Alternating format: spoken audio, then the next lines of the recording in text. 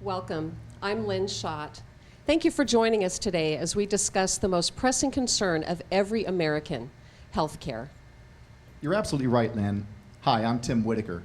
Today we have an impressive panel of experts to address that very concern. We'd like to introduce them now to our audience.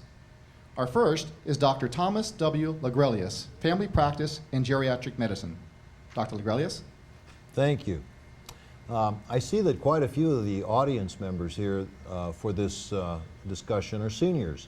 And I am a doctor who primarily takes care of seniors, geriatrician here in Southern California. And we're going to be talking a lot about the PPACA law, Patient Protection and Affordable Care Act, that was passed in 2010, and how it affects all of us. But my particular special interest is seniors. As it turns out, the new law takes from Medicare over the next 10 years over $500 billion in funding.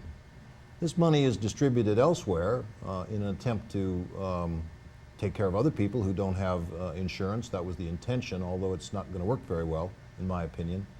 But the huge impact of funding loss for seniors is going to affect the ability of doctors like me to be able to take care of seniors in our system in the next few years. I'm not sure that most seniors are aware of that, and that's one of the things I wanted to emphasize here tonight. Thank you. That's very sobering thoughts. And now we'd like to hear from Dr. Marcy Zwelling, whose specialty is internal medicine. Thank you, Lynn, and it's a pleasure to be here.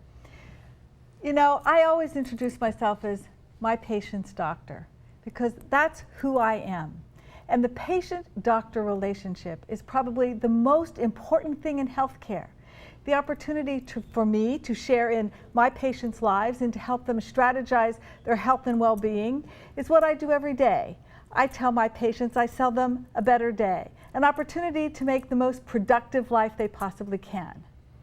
PPACA, or the Patient Protection and Affordable Care Act, interferes with that. It takes away your privacy. It limits our ability to work together to make decisions that are in your best interest.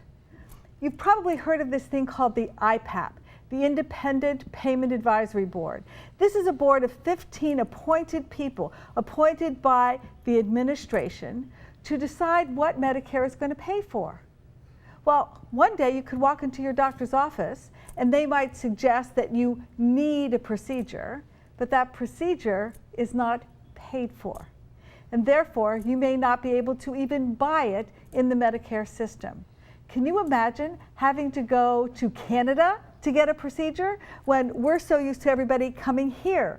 Because we do have the absolute best healthcare system in the world, and we need to be able to preserve that for our seniors and for our youth.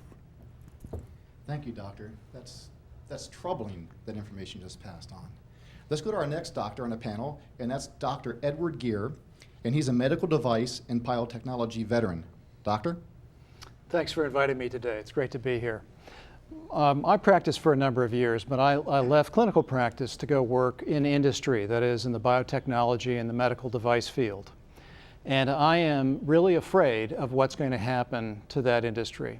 We have the most vibrant, innovative, creative industry in the world. In fact, 80% of the biotechnology investment on Earth is being made in the US by US companies to develop innovative technologies and solutions to intractable problems like cancer and other severe illnesses.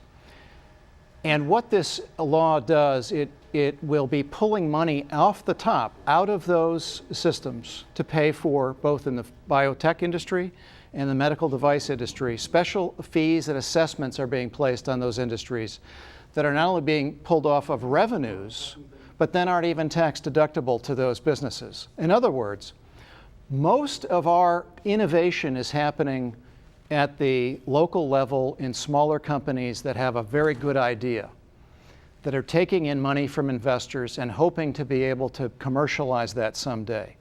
That generates an enormous amount of creativity and products and biotechnology advance.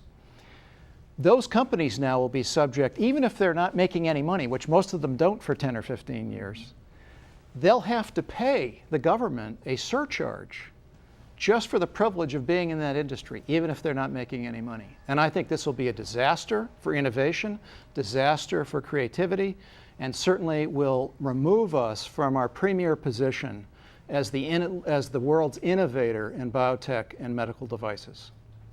You know, I couldn't agree with you more. And there's some other folks, I think, that out there that want to see what you have to say from the three of you.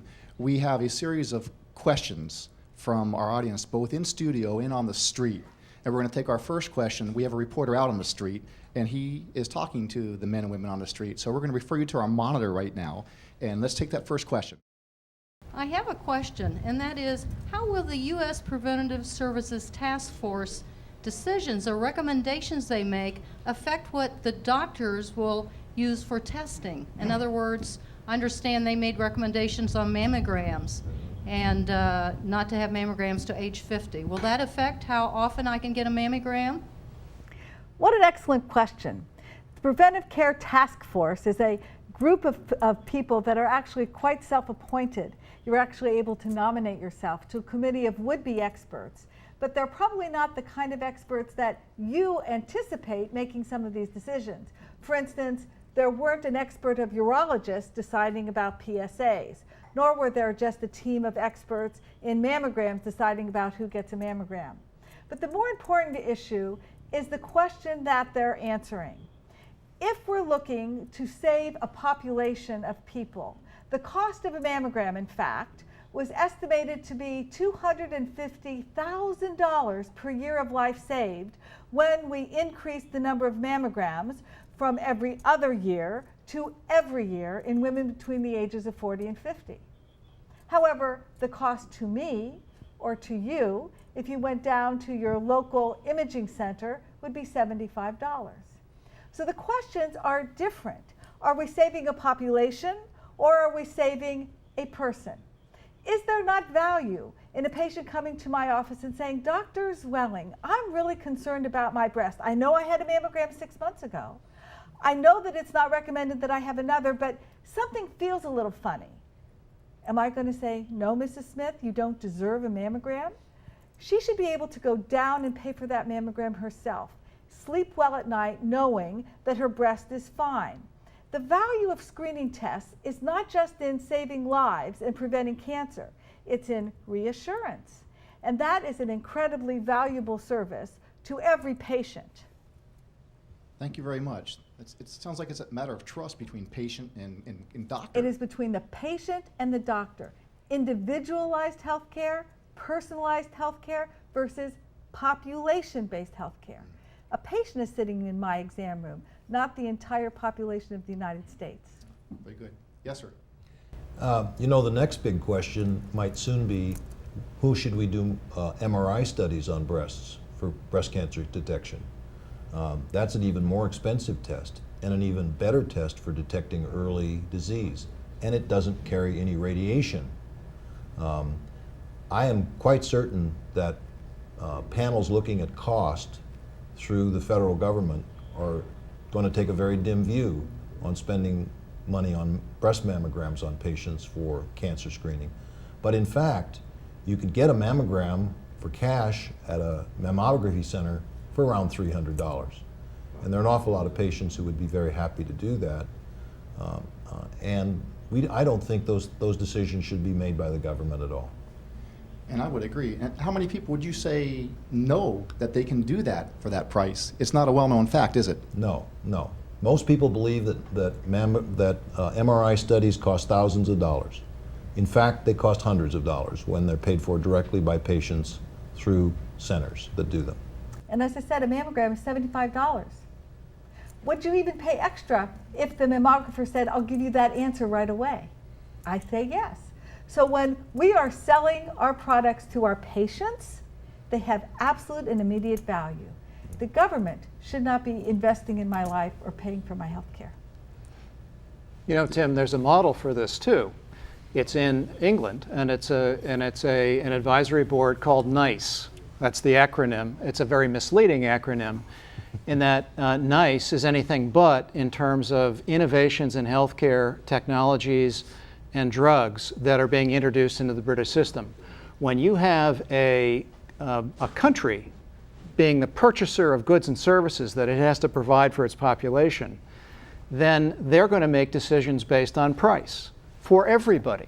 It restricts everybody's access. And so unless you're approved by NICE, that is the board in England, which is the equivalent of the advisory board that Dr. Zwelling was referring to, if it doesn't get through NICE, then it's not going to be paid for.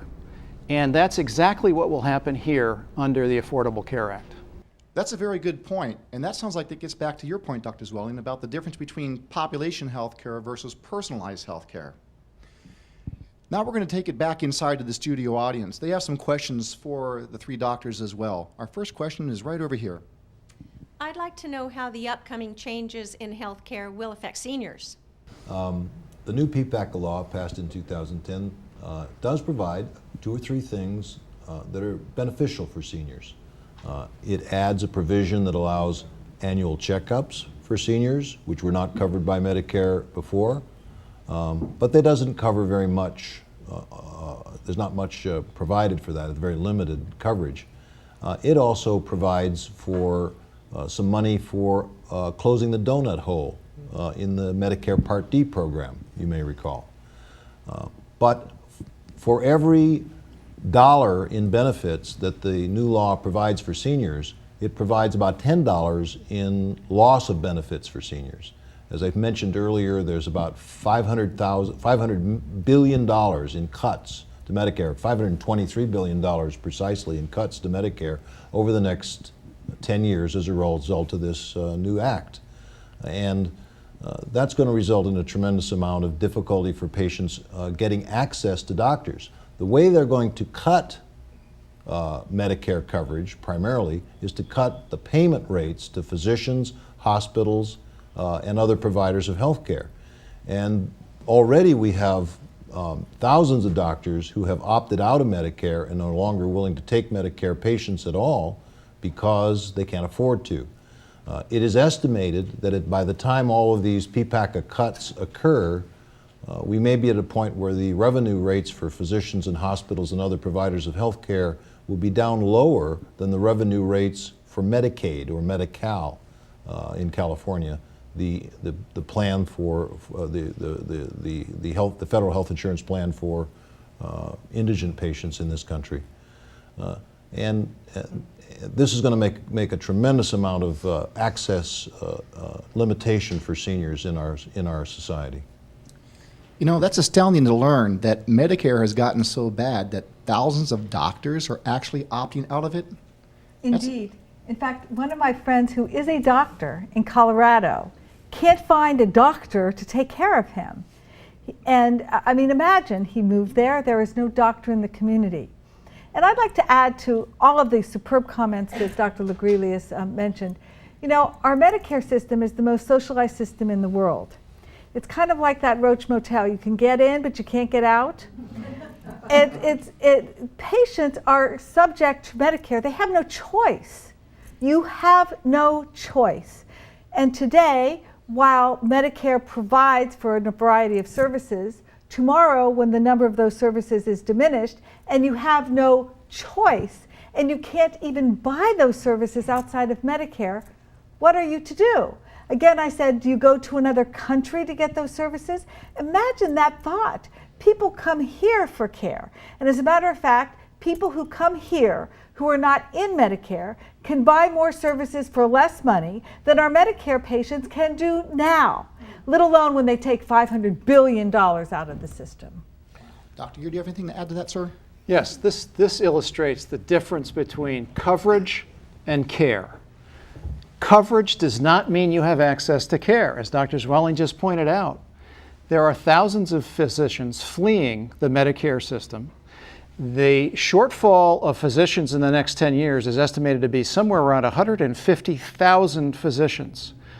And the word is, from my colleagues, that about 40% of them are considering cutting back or leaving the profession altogether with the advent of the full onset of Obamacare, the Affordable Care Act in 2014.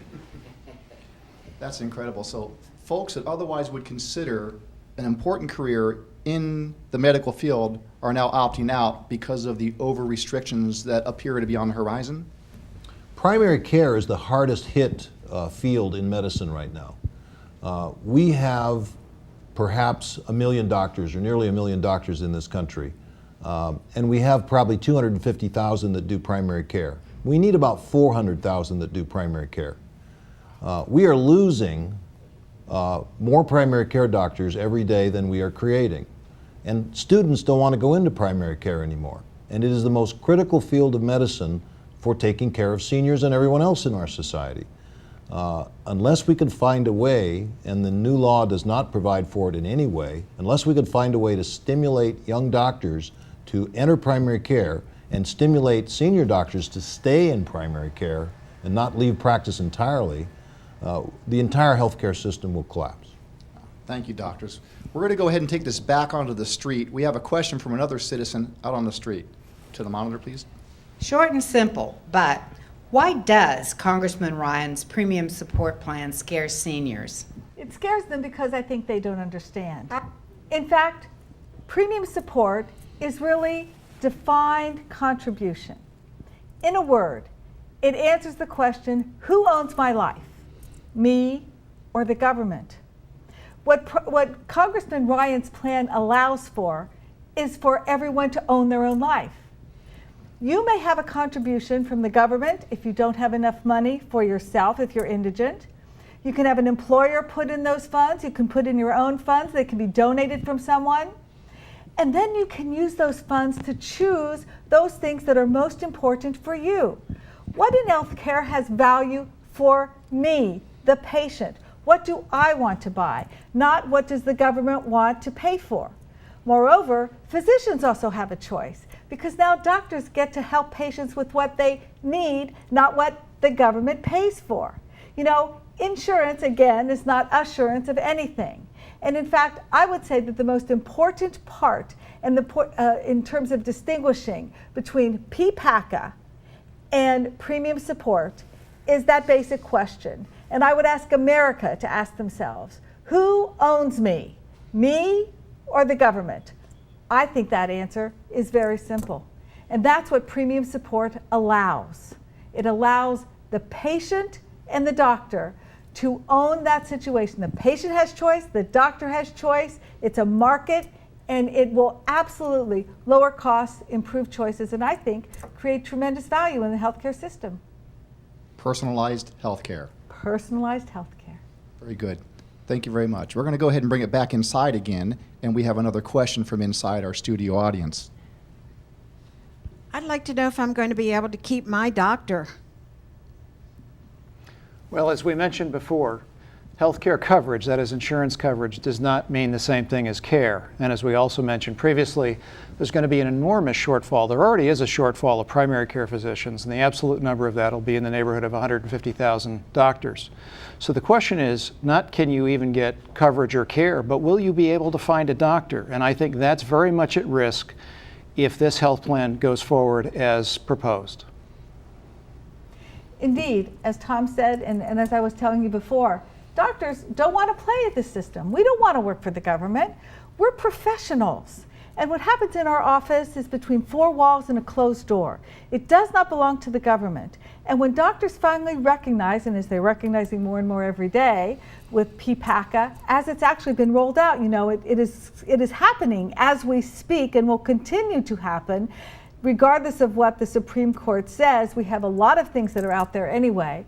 And as doctors find that their professionalism is being compromised, they don't want to do it anymore. It's not any fun to have to work for the government, especially when there's a patient in need sitting in your office who needs a helping hand. We want to work for our patients, and I think that that's why we went to medical school in the first place.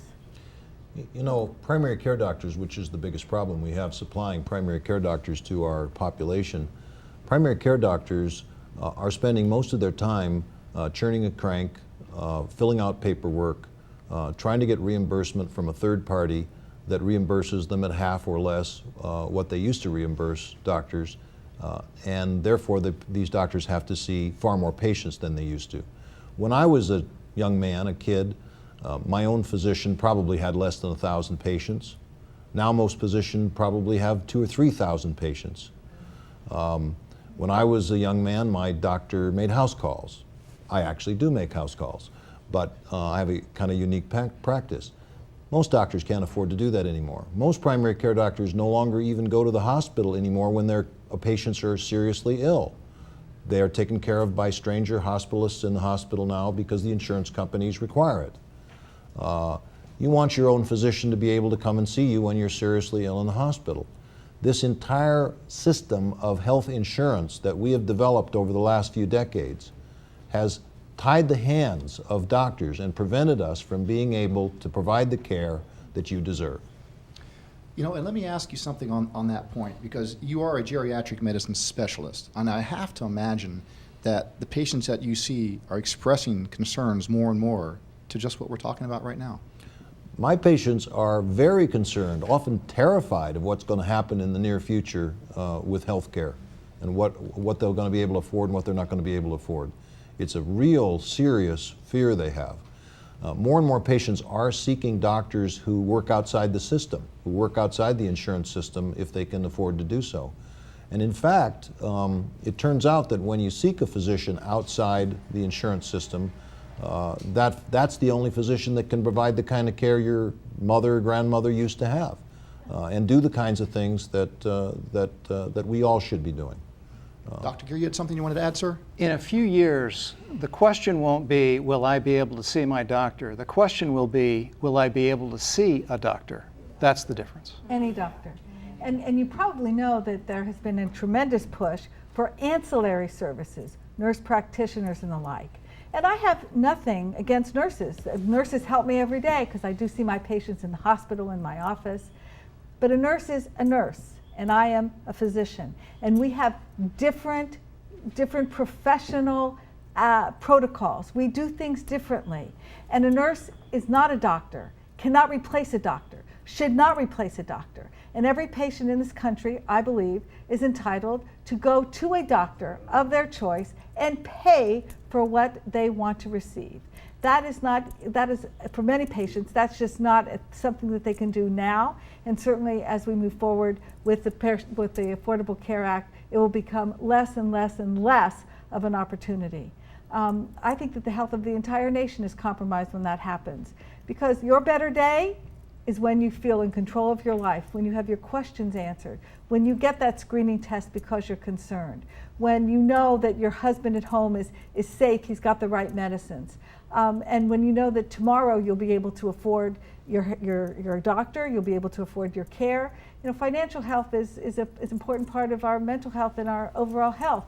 And I think that the Affordable Care Act has compromised the financial health of this entire country and every individual patient. And I think it can only get worse unless we stop it and come back to what we all here really know and understand, and that is care is provided by a physician to a patient for what they need, not what the government wants them to have. And you know, when patients are cared for in the style that Dr. Zwelling was describing, where they can access their doctor directly and immediately, we know that costs actually go down, turns out. Costs have gone up and skyrocketed because of our insurance system. We know, for example, that if you can reach your own personal physician who knows your history and knows about you with one telephone call, half of the emergency room visits disappear. They're gone. At least half just because you can talk to your doctor. The insurance system we've created here prevents you from ever being able to access your doctor. No personal physician can take care of 3,000 patients all the time. They can't do that. And as a result, we have created a system which increases cost dramatically rather than saves money. We're going to take this back to the street now. We have another question from one of our citizens out there. How does the Affordable Care Act affect the doctor-patient relationship? You've hit me in the heart because it destroys it. And it is the most important thing that we have in healthcare. The patient-doctor relationship drives the best healthcare in this country. It's what I get up to do every day. My patients are members of my family, and quite frankly, they make me feel like a member of their family. You can only make good decisions for someone when you have their interest at heart, when that relationship is formed on trust and respect, When it comes through paper, when someone chooses you because you're on a list, that's not trust. That's just maybe luck. I remember a patient who chose me from a telephone book. She had a dramatically horrible healthcare problem. And I said to her, oh my gosh, thank God you're here, because I can take care of this. If you had not come to a physician who actually knew about your problem, you could potentially die. She had that dramatic of a problem. You know, it's that trust, it's the relationship that drives everything. And of course, doctors and patients are not different than anything else that we do in our life. Our accountant, our lawyer, our family, our friends, everything that we do is about relationships. When you destroy the relationship, you destroy the opportunity. The PPACA, the Patient Protection and Affordable Health Care Act, puts the government and the insurance company, paper in process, ahead of patients. It's wrong, it's destructive, and we must change it if we're going to find the best health care for Americans. And I think obviously you deserve better than that. Gentlemen, anything else to add?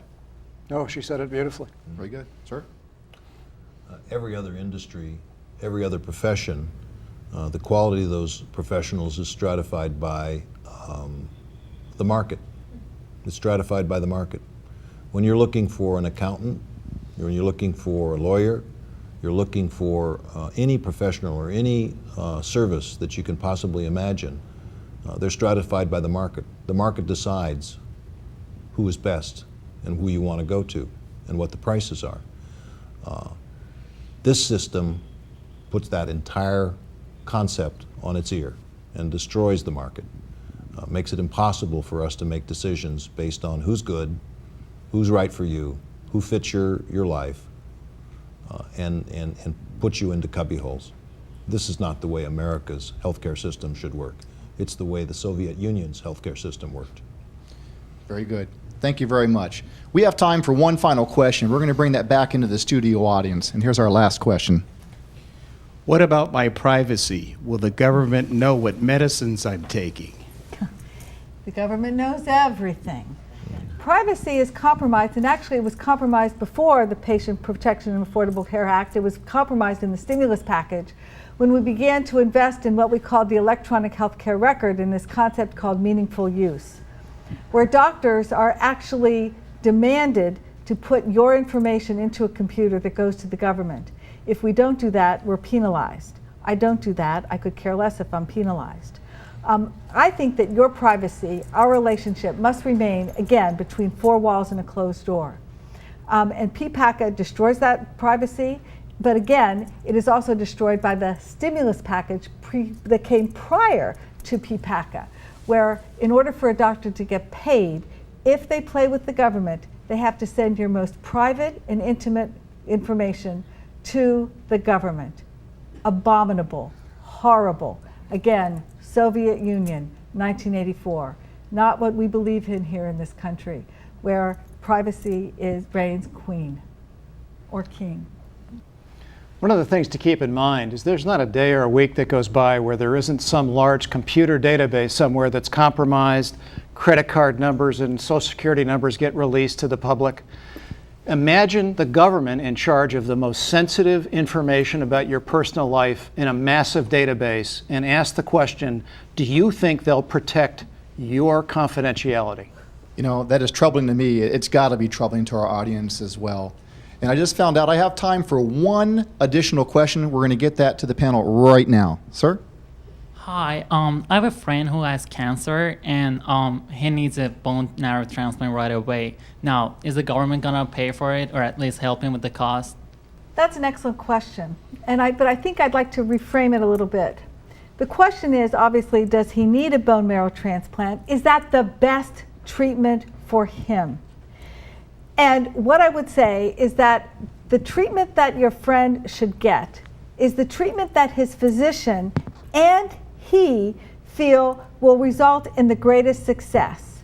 It is less important who pays for it than you get what you need. I do believe that we have the means in this country to help everyone. We can't give everybody what they want. This isn't about a scooter in every garage. but it is about making sure that patients who need something get the prescribed treatment, not the government prescribed treatment, their physician prescribed treatment. So I would want to make sure, mostly, that your friend got the treatment that his physician, his or her physician, felt would serve him the best. We don't know what the government's program will cover in the future for young people or old people who need that kind of care. It may be disallowed, as it is in England, for many people. We don't know what the future will bring. We hope that we can develop a new kind of system which will allow everyone to be insured with catastrophic insurance rather than government-sponsored insurance, catastrophic health insurance that covers these catastrophes for everyone.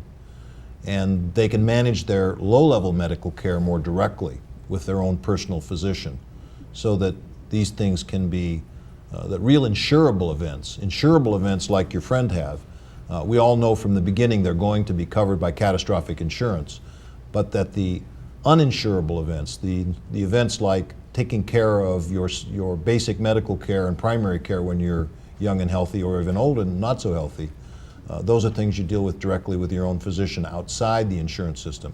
Insurance doesn't work for basic medical care.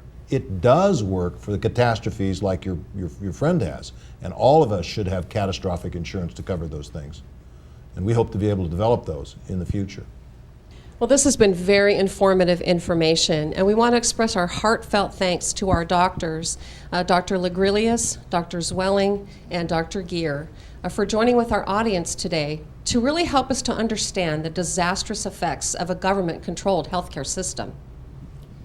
You're absolutely right, Lynn. I was wondering what I was going to say for closing as I heard these remarks. And I think it's safe to conclude that as American citizens, the most catastrophic approach to American healthcare would be to allow politicians to determine what is best for you and your family. Healthcare decisions are best made between a patient and a doctor of his or her own choosing.